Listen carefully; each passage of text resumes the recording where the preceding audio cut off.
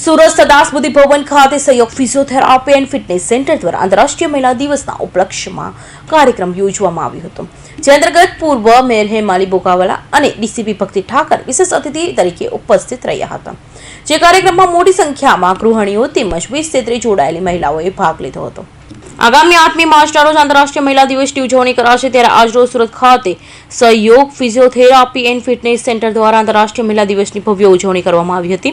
આ પ્રસંગે સંસ્થા દ્વારા સફળ ગૃહિણી સાથે સમાજ સેવા અને બિઝનેસમેનને સફળ થયેલી મહિલાઓને સન્માનિત કરવામાં આવી હતી.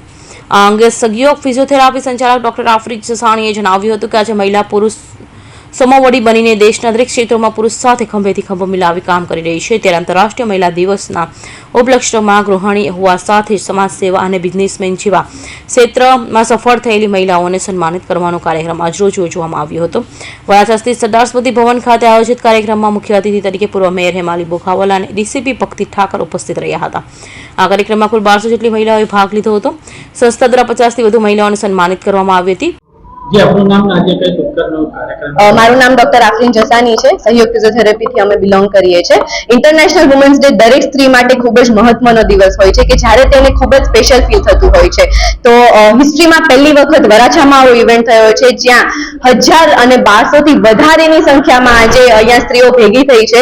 અહીંયા આજે ફેશન શો જે કલ્ચરલ છે, જેમાં જેવી બ્રેવ વુમન્સ નું રિપ્રેઝન્ટેશન થવાનું છે, સાથે જ અહીંયા આજે ડાન્સ કોમ્પિટિશન છે અને અવોર્ડ સેરેમની છે કે જે કોઈ પણ સ્ત્રી પોતાના ક્ષેત્રમાં ખૂબ સારું કામ કરી રહી છે એને અમે અવોર્ડ આપીને સન્માનિત કરવાના છીએ. કેટલા મહિલાઓને આજે સન્માનિત કરવામાં આવે?